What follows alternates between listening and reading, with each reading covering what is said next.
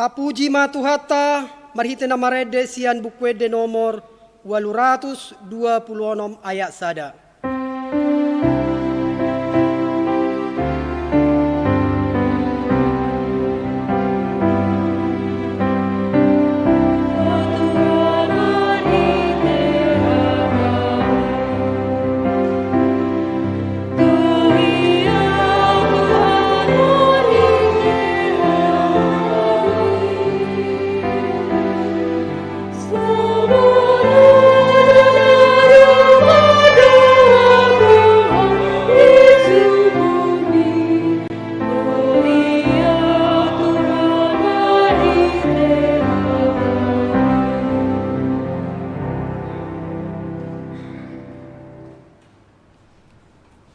Marilah kita bersatu di dalam doa.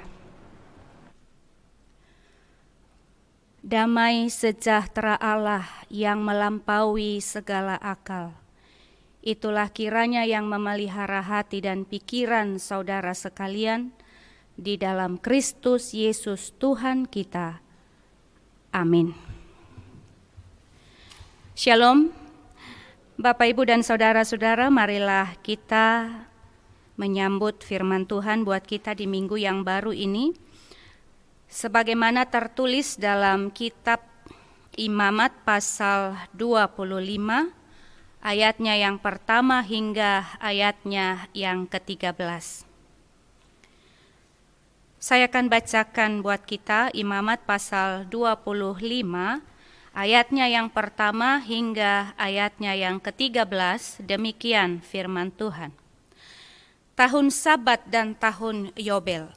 Tuhan berfirman kepada Musa di Gunung Sinai, "Berbicaralah kepada orang Israel dan katakanlah kepada mereka, apabila kamu telah masuk ke negeri yang akan kuberikan kepadamu, maka tanah itu harus mendapat perhentian sebagai sabat bagi Tuhan.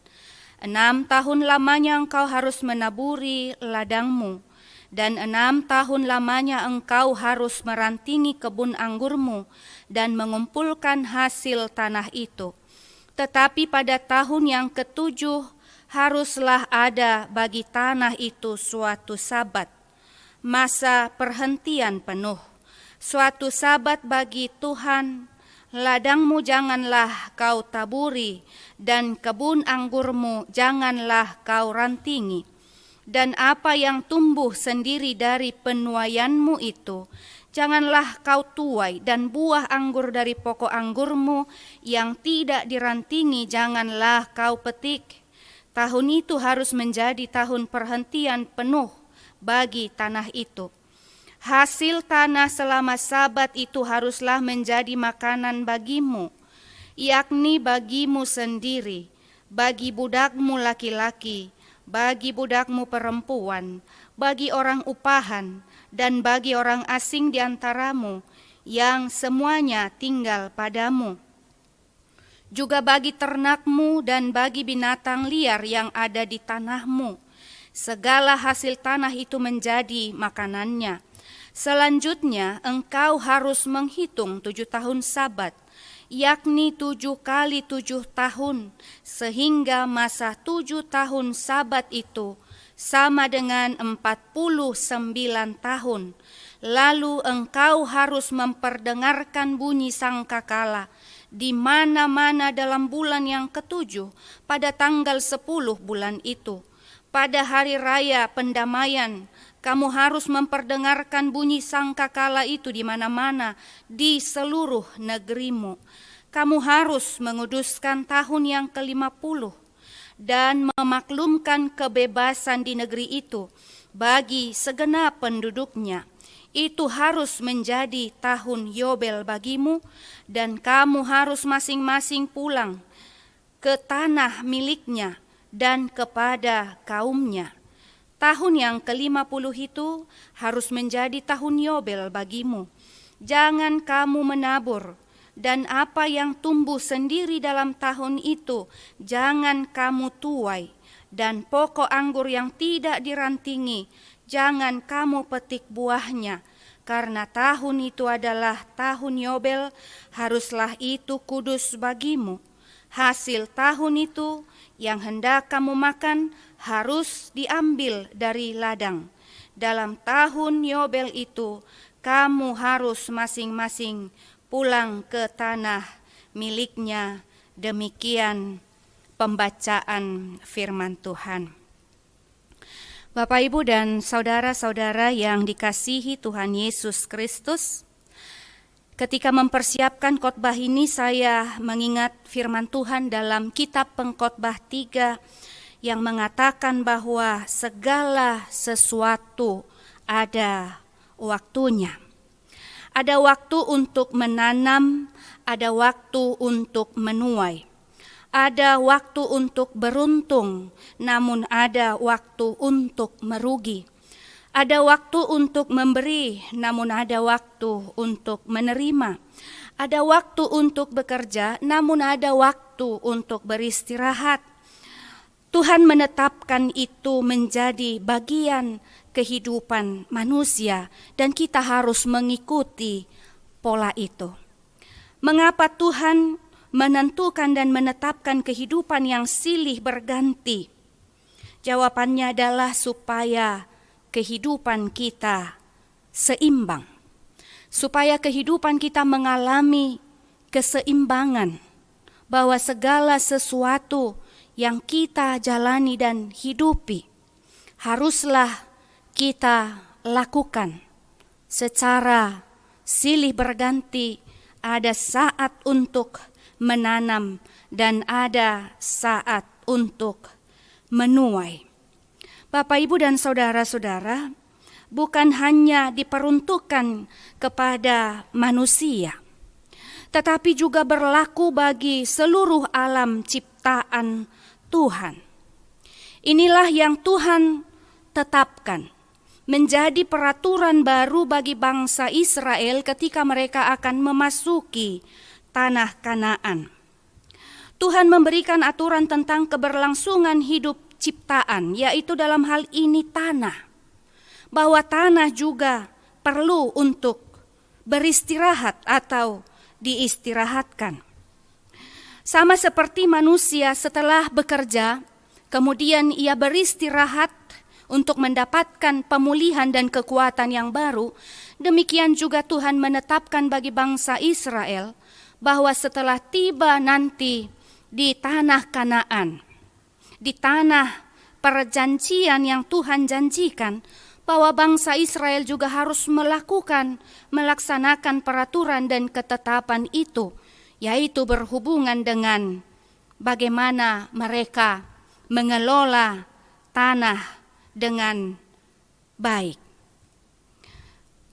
Dalam pembacaan ini Tuhan Allah menetapkan itu dengan sebuah perayaan yang disebut dengan perayaan Sabat. Bagi bangsa Israel ada 3 perayaan Sabat. Yang pertama adalah hari Sabat, yaitu hari yang ke-7, hari perhentian peristirahatan. Yang kedua adalah tahun Sabat, di mana tahun Sabat itu adalah tahun yang ke-7. Lalu berikutnya adalah tahun Yobel yang adalah 7 kali 7 tahun Yobel, Sabat. Nah, jadi kalau Yobel itu 7 kali 7 tahun Sabat, itu sama dengan 49 tahun, maka tahun ke-50 itulah yang disebut dengan tahun Yobel.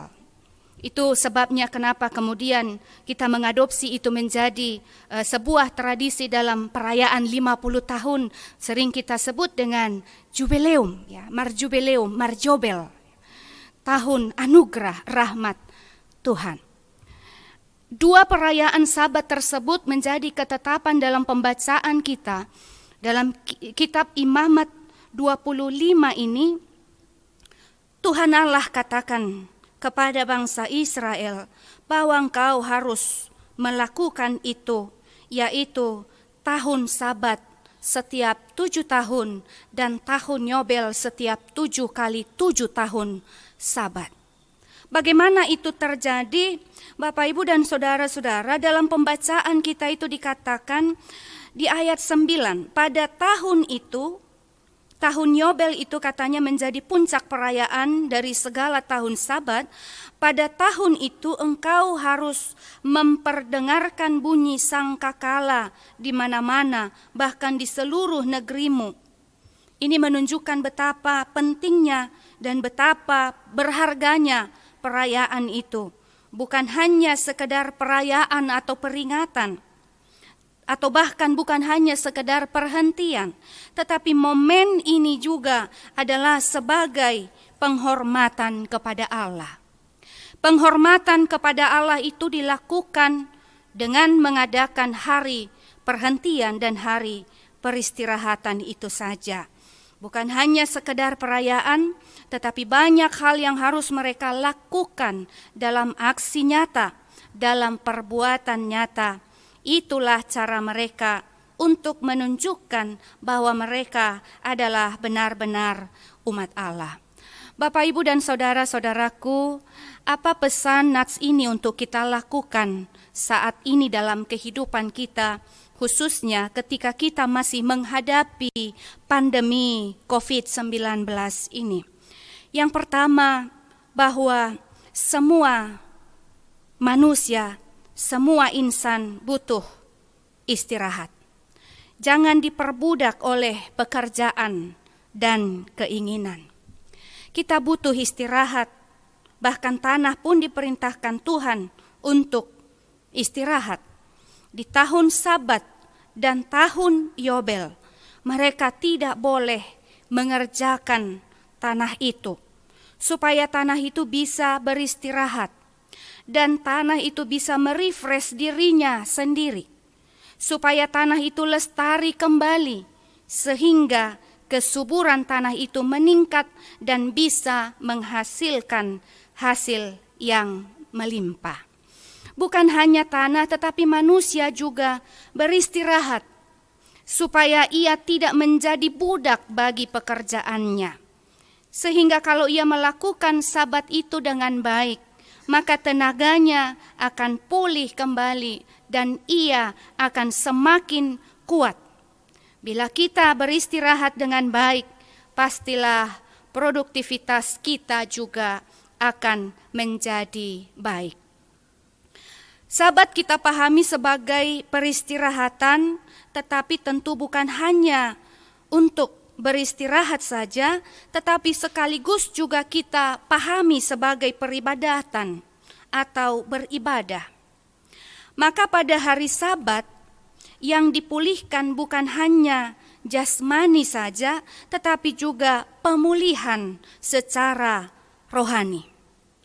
Tidak bisa kita bayangkan, Bapak Ibu, bagaimana kehidupan manusia ini dan bagaimana kehidupan alam ciptaan ini apabila tidak ada hari atau waktu untuk beristirahat. Kita lihat bagaimana di tempat bekerja, di kantor-kantor, di pabrik, di sekolah, dan lain sebagainya disediakan waktu untuk beristirahat. Tujuannya adalah untuk memulihkan keadaan, memulihkan kepenatan. Bahkan kalau seingat saya dan setahu saya, kalau di kampung hanya pada hari Minggu lah, kalau kita sebut sebagai hari Sabat atau perhentian, hanya hari Minggu lah orang yang tidak pergi ke ladang. Pun kalau bisa mungkin pergi, tapi setelah sejenak beristirahat atau sejenak memberikan waktu untuk menguduskan hari Sabat itu, tetapi hanya pada saat itulah. Selebihnya mereka bekerja, atau paling tidak hanya hari itulah mereka memakai pakaian yang sedikit lebih bagus dari hari-hari sebelumnya atau yang lain-lainnya. Mungkin mereka setiap hari hanya memakai pakaian tuladang, tapi pada hari Minggu menjadi hari yang dikhususkan. Tuhan doa ngari sahabatate anang hari Minggu gabe dipake satokin laho mangulon. Doho pahian na bagaki peboy dipake nanggu apala di hari Minggu. Nah, tapi kalau sekarang mungkin saatnya sudah momennya sudah berbeda, bukan hanya untuk keluar atau hanya ya menikmati hal-hal yang mungkin kita lakukan yang menyenangkan. Di Jabu penga tapake biaka na baga-baga kiate. Alani pandemio pe godang gonwaeng ya neng mangalop papenga ipake be pahian na bagaki. Itu kan ngai ko jolo mar makeup sao teknik tu dia hoin neng mangalop pa inna. Edang boy tuduru tuluar nakpe dijabu tong ma dipake. Bapak Ibu dan saudara-saudara, dalam kehidupan yang sedang kita jalani sekarang, bahwa bumi ini juga katanya bukan hanya manusia atau alam ciptaan, tetapi seluruhnya berdampak dalam memasuki kehidupan new normal. Ya mungkin dulunya tidak normal, bermasker begitu keluar, sekarang menjadi normal. Jadi hal-hal yang tidak biasa dulu sekarang menjadi biasa. Hal-hal yang tidak lazim dulu sekarang menjadi lazim. Hal-hal yang dulu dianggap tidak baik sekarang dimungkinkan menjadi baik oleh karena satu dan lain hal. Begitu juga dengan bumi kita saat ini, oleh para peneliti katanya juga sedang beristirahat, sedang mengalami sabatnya. Dengan datangnya pandemi virus ini, kita sedang dan bumi kita sedang mengalami sabatnya, membuat pergerakan manusia menjadi berhenti dan terbatas, dan itulah kesempatan bagi bumi ini untuk bernafas. Sehingga katanya setelah masa ini, maka langit akan menjadi lebih jernih, bumi seperti bernafas kembali, polusi berkurang dengan sangat tajam, lapisan ozon sepertinya sedang menyembuhkan dirinya sendiri, air sungai semakin jernih, dan gereja-gereja yang dulunya mencetak banyak sekali ribuan lembar kertas acara, warta jemaat, dan buku ibadah, kita lihat bagaimana masa pandemi ini membuat kita berhenti sehingga kita harus beribadah online dan kita banyak sekali tidak menggunakan sumber daya alam kita. Saudara-saudaraku, mudah-mudahan masa sekarang ini menjadi momentum bagi kita dan bagi seluruh ciptaan untuk mengingat, melestarikan alam dan juga memberi sabat bagi alam kita. Marilah kita mulai dari hal-hal yang kecil. Kita mulai dari hal-hal yang sederhana. Misalnya kita mengurangi penggunaan plastik, kita menghemat penggunaan air, menghemat penggunaan kertas dan lain sebagainya. Usahakan menanam pohon. Mungkin banyak di antara kita, pandemi ini membuat kita banyak waktu untuk menanam bunga, untuk menanam berbagai jenis sayuran yang bisa kita konsumsi sendiri dan lain sebagainya. Itu juga adalah bagian di mana kita sudah ikut memelihara alam, dan itu juga menjadi cara kita untuk memuliakan Allah, menghormati Allah pencipta alam semesta ini apabila kita ikut di dalamnya memelihara alam ciptaan Tuhan. Ini yang pertama yang bisa kita lihat dari firman Tuhan hari ini. Lalu yang kedua, Bapak Ibu dan saudara-saudara, dengan pemberitaan tentang tahun Sabat ini, kita diajak untuk juga melihat aspek sosial. Kita diajak untuk bersolidaritas atau berdiakonia. Sebab di dalam tahun Sabat itu diberitakan bahwa Israel boleh makan dari hasil tanah yang Tuhan sudah sediakan. Artinya 6 tahun masa tanam, masa memelihara, dan masa panen. Tapi pada tahun yang ke-7, tahun itu harus dibiarkan dan tidak ditanami selama 1 tahun penuh. Lalu hasil tanah pada tahun ke-7, apapun yang tumbuh di sana akan menjadi makanan mereka siapapun itu.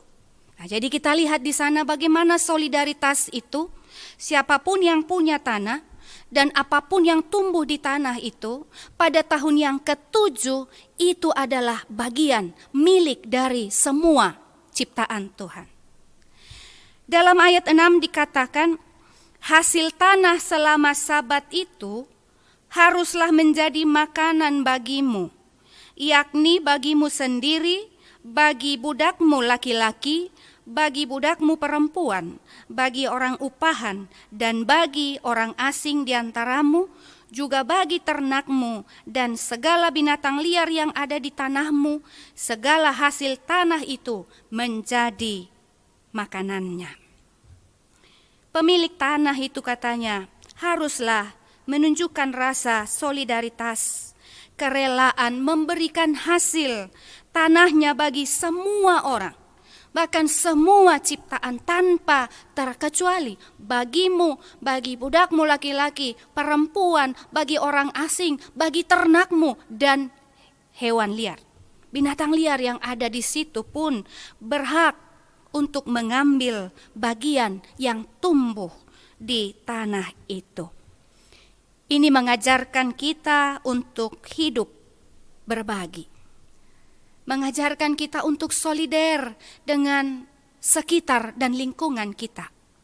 Jadi tidak seperti firman Tuhan minggu lalu, seorang petani kaya yang tamak, yang menimbun hasil ladangnya begitu ya.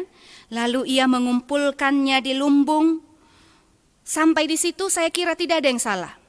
Ia bekerja, ia bersusah payah, lalu ia timbun di lumbung, itu adalah bagian dari kearifan kerja. Karena Tuhan juga katakan engkau harus bekerja. Janganlah engkau makan kalau tidak bekerja. Maka kalau engkau tidak bekerja, lalu engkau makan, berarti engkau memakan dari buah yang tidak engkau kerjakan. Tuhan tidak suka itu. Nah, kalau petani itu menimbun di lumbungnya, itu adalah bagian dari kearifan kerja, tetapi kemudian menjadi salah ketika ia tidak tahu bersolidaritas. Ia menimbun hasil panennya untuk kesenangan dirinya sendiri, tanpa peduli keadaan di sekitarnya. Ia menimbun hasil panennya dan berkata kepada jiwanya, "Hai jiwaku, ada padamu banyak barang, tertimbun bertahun-tahun lamanya. Beristirahatlah, makanlah, minumlah, dan bersenang-senanglah." Itu yang kemudian menjadi salah ketika ia mempunyai banyak, tetapi ia tidak menghidupi solidaritas di dalam kehidupannya. Melalui tahun Sabat, Tuhan mengingatkan bangsa Israel dan tentunya kita semua hari ini, supaya kita ingat bahwa dalam berkat Tuhan yang diberikannya untuk kita, Tuhan juga menitipkan berkat bagi orang lain melalui kita. Sekali lagi, dalam berkat Tuhan yang kita terima, Tuhan sedang menitipkan berkat bagi orang lain melalui kita. Kita diberkati untuk menjadi berkat. Inilah seruan dalam panggilan perayaan tahun Yobel.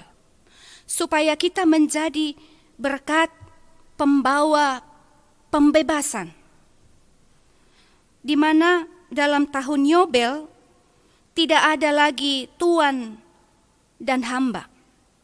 Sebab tahun Yobel atau tahun ke-50 itu, katanya siapa yang berhutang, tidak sanggup membayar hutangnya, maka hutangnya harus dihapuskan. Siapa yang menjual tanahnya, lalu dia tidak sanggup menebusnya, di tahun ke-50 tanah itu harus dikembalikan kepada pemiliknya. Siapa yang menjadi budak, ia memberikan dirinya menjadi hamba atau budak bagi orang lain, di tahun ke-50 budak itu juga harus dibebaskan. Maka tahun Yobel adalah tahun pembebasan, tahun rahmat Tuhan, di mana Tuhan mengembalikan jati diri ciptaan dan menunjukkan kesetaraan harkat dan martabat manusia itu dipulihkan menjadi ciptaan Allah yang mulia dan agung. Oleh karena itu Bapak, Ibu, dan saudara-saudara, kalau tahun Yobel adalah tahun pembebasan, tahun rahmat Tuhan, yang membebaskan manusia dari segala perbudakan dan perhambaan, ini sekaligus mengingatkan kita bahwa kita juga haruslah menjadi orang-orang yang merdeka. Haruslah menjadi orang-orang yang bebas dari segala belenggu yang menjerat kita. Belenggu kemarahan, belenggu ketamakan, iri hati dan dendam, pertikaian, pertengkaran dan lain sebagainya. Kita harus terbebas dari semua belenggu itu, supaya kita bisa menikmati hidup kita, supaya kita bisa berdamai dengan sesama kita dan juga berdamai dengan seluruh ciptaan Tuhan. Maka marilah kita menjadi pembebas, marilah kita menjadi pembawa berkat, sehingga melalui perayaan tahun Yobel bagi bangsa Israel, mereka diingatkan untuk hidup solider dan juga menyadari bahwa tanah itu hanyalah titipan Tuhan. Manusia tidak boleh semena-mena atasnya. Biarlah manusia dan kita semua memakai dan memelihara ciptaan Tuhan itu dengan baik. Yang ketiga, Bapak, Ibu, dan saudara-saudara, tahun Sabat dan tahun Yobel adalah berkat, tetapi sekaligus menjadi ujian iman. Mengapa ujian iman?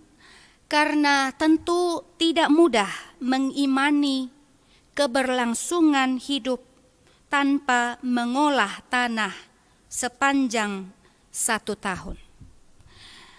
Tetapi disinilah Tuhan memberi jaminan kepada umatnya bahwa Tuhan tidak hanya memberikan perintah, tetapi Tuhan juga memberikan jaminan.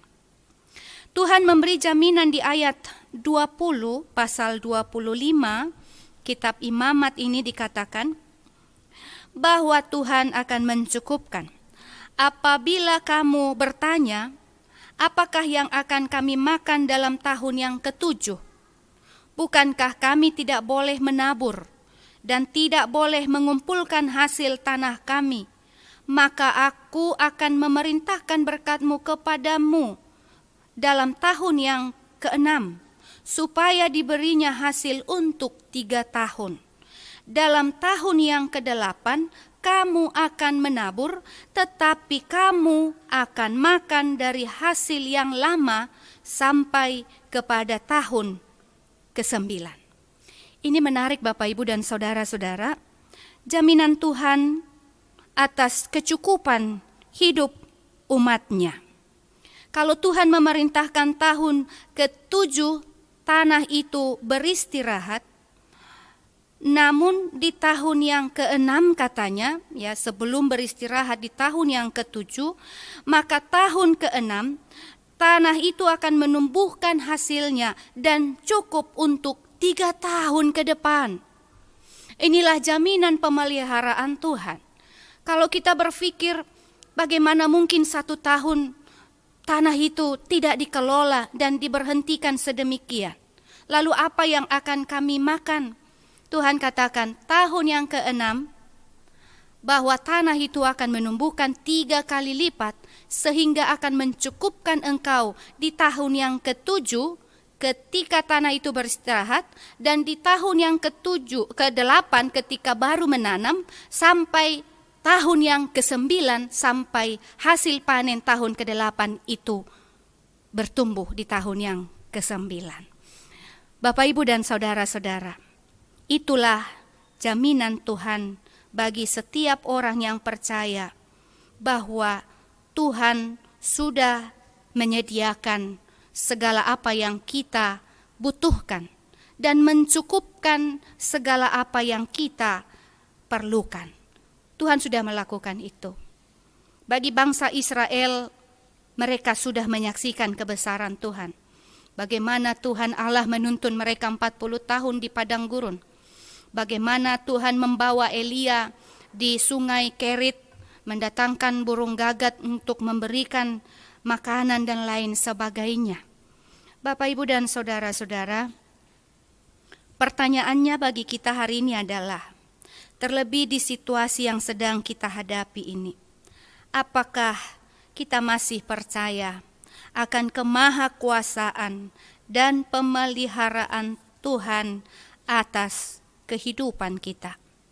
Kalau Tuhan Allah melakukan itu di zaman Israel, tentu Tuhan Allah juga mau dan mampu melakukan itu di zaman kita sekarang.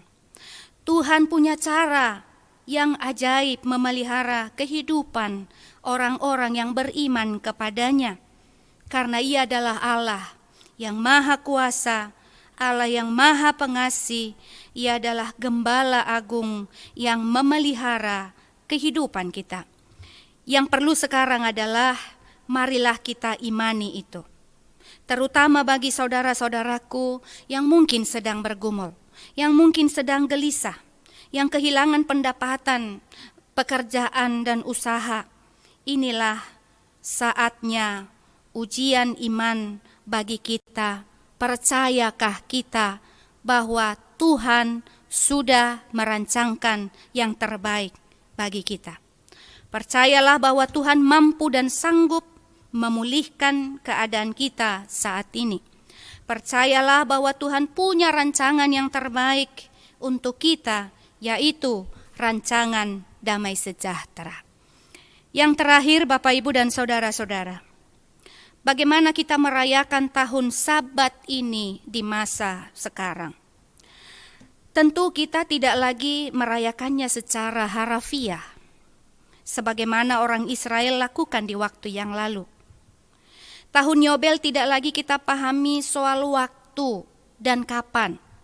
Maka kalau ditanya kapan tahun Yobel itu kita rayakan hari ini di sini, saya kira bukan lagi soal kapan dan bagaimana, tetapi esensinya adalah bukan soal waktu atau kronos, ya, dalam bahasa Yunani kata waktu dipakai dalam dua istilah atau dua perkataan, yaitu kronos dan kairos.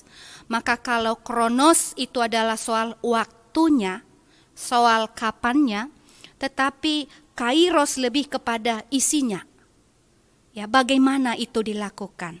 Nah, jadi tahun Yobel ini marilah kita pahami bukan soal waktunya lagi, tetapi soal bagaimana memaknainya. Esensi daripada tahun Yobel itu adalah di mana kita memahami bahwa kita di dalam pekerjaan dan kehidupan kita melakukan yang terbaik bagi Tuhan. Mungkin bagi bangsa Israel dalam konteks agraria, begitu ya, dalam konteks pertanian, lahan tanah dan sebagainya, tetapi hari ini kita sudah berbeda. Khususnya bagi kita yang tinggal di perkotaan, ada ragam profesi dan pekerjaan yang kita bidangi, ada pedagang, pengusaha, pegawai, dan lain sebagainya. Lalu bagaimana kita memaknai firman Tuhan ini hari ini dalam hidup keseharian kita?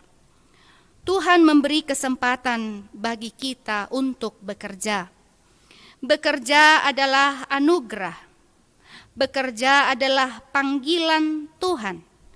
Maka marilah kita bekerja, bukan asal bekerja, tetapi cakap dan produktif. Pekerjaan kita juga haruslah menjadi berkat.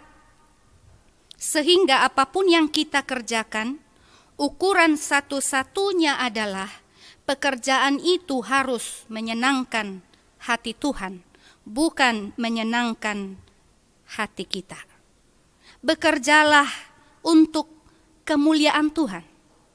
Terlebih kita sudah tiba di era revolusi 4.0, revolusi industri 4.0. Manusia dituntut bekerja nyaris tak berhenti, berpacu dengan waktu, bahkan sampai ada yang workaholic, bekerja dan bekerja terus sampai lupa waktu, tidak ada waktu dengan keluarga, tidak ada lagi waktu untuk kehidupan sosial, bahkan tidak ada waktu untuk dirinya sendiri. Firman Tuhan hari ini mengingatkan kita bahwa segala sesuatu ada waktunya, pun kalau kita bekerja, ada waktunya untuk bekerja, ada waktunya untuk keluarga, ada waktunya untuk beristirahat, dan yang terutama, janganlah kita lupakan bahwa kita juga harus sediakan waktu kita untuk Tuhan. Amin. Kita berdoa. Terima kasih Tuhan, kami sudah mendengar firman-Mu pada minggu yang baru ini. Engkau mengajar kami supaya kami memakai hidup kami menjadi berkat, memakai waktu yang ada yang Tuhan berikan bagi kami, menggunakan berkat yang ada untuk kami boleh mencukupkan diri, dan hidup untuk saling berbagi sebagai wujud kesadaran kami bahwa kami tahu segala apa yang kami miliki, yang kami punya adalah berasal dari Tuhan, dan biarlah itu kami pakai juga untuk kemuliaan nama Tuhan. Tolonglah kami ya Tuhan, untuk kami dapat melakukan panggilan dan perintah-Mu, mengasihi sesama kami, serta mengasihi dan memelihara seluruh alam ciptaan yang Tuhan titipkan bagi kami, di mana kami hidup dan bekerja. Berkatilah setiap pekerjaan kami dalam ragam profesi yang kami geluti, baik kami sebagai petani, pedagang, pegawai, pengusaha. Berkatilah pekerjaan kami supaya kami boleh bekerja dengan sungguh-sungguh, bekerja dengan baik, dengan kejujuran, dan kami bekerja untuk kebaikan kami dan seluruh alam ciptaan-Mu, khususnya di masa-masa sulit yang masih sedang kami hadapi bersama. Bahkan di seluruh belahan dunia ini, mungkin kami sedang bergumul dengan masalah ekonomi, dengan masalah keluarga, rumah tangga, dan sakit penyakit. Apapun yang sedang kami hadapi, dan biarlah segala kehidupan kami pertaruhkan hanya di dalam tangan pengasihan Tuhan. Biarlah Engkau yang menjamin masa depan kami yang lebih baik, yang Tuhan rancangkan. Sebab kami tahu rancangan Tuhan adalah rancangan yang terbaik, rancangan damai sejahtera. Ya Tuhan, biarlah Engkau hadir di tengah segala apa yang sedang kami hidupi, lakukan, kerjakan, supaya Engkau hadir sebagai pembebas atas apa yang sedang kami gumuli itu. Berkatilah kami, berkati gereja-Mu, berkati setiap kehidupan kami. Biarlah apa yang kami lakukan, pikirkan dan kerjakan, semuanya itu kami lakukan di dalam takut akan Engkau. Kami bersyukur untuk firman-Mu, berkatilah firman-Mu itu menjadi sumber kehidupan, di mana kami akan menjalani hari-hari kehidupan kami, khususnya di minggu yang baru ini. Terima kasih Tuhan, inilah doa permohonan kami dalam Kristus Yesus. Kami berdoa, mengucap syukur. Amin. Ta puji Tuhata, marede mahita sian bukwede nomor 172, laus tapasahat, peleata naparjolo tuhuria, pelean napaduahon tuhatopan.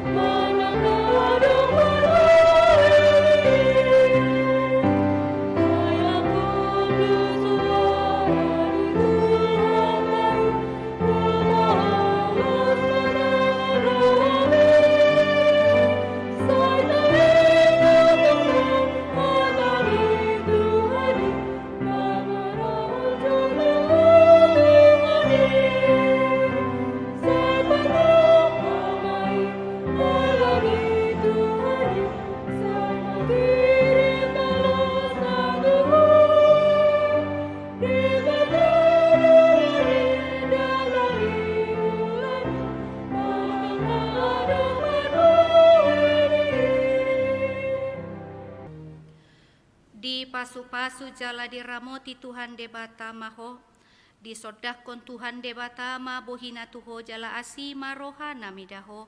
Didopakon Tuhan debata ma bohina tuho jala dipasaur homa damena tutondi munabe.